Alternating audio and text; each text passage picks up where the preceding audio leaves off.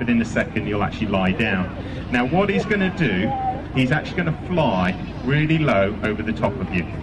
Naturally in the wild, owls and the hawk as well, when she was flying, they get quite low to the ground. If they're higher up off the ground, 5 or 6 foot off the ground, they've actually got to flap their wings. Whereas if they come down out of a tree and then they get really low to the ground, they form a cushion of air against the ground so they can glide. So they actually save energy. So as said, that's all Basil's trying to do, is save energy. That's why he's walking around.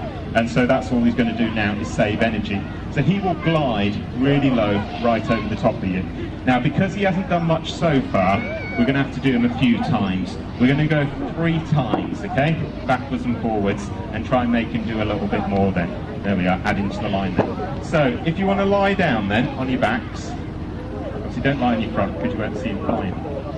Now obviously 2 things, health and safety. The obvious is don't move at all.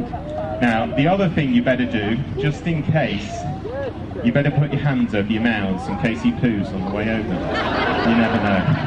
No, not really. Keeps it quiet then, doesn't it, Basil? Right then, Basil. Oops. So, are you ready then? So if you keep lying down then, you're going to get him to fly right over you, hopefully.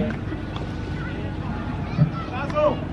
There we go! Good boy. So the only thing that will sort of touch you as he flies over the top is either the tips of his wing feathers or what are called the jesses, which are the leather straps that are actually hanging off his legs. So they sometimes touch you a little bit as he flies over.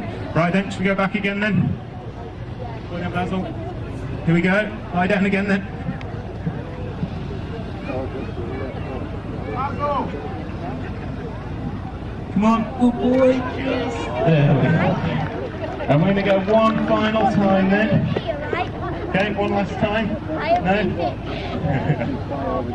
So the owls then are a bit different to the hawk. The hawk uses its eyesight to find its food. An owl uses its hearing.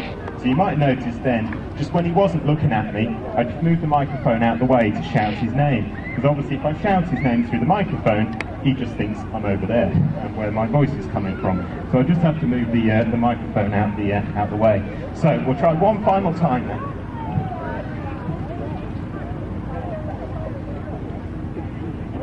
Come on.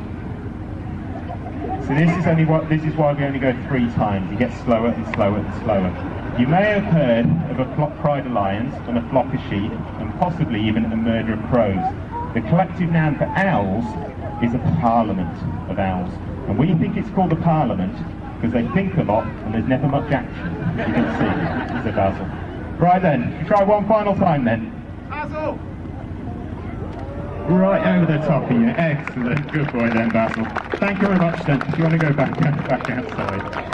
So, Basil has said is it's what's known as a Bengal or an Indian eagle owl.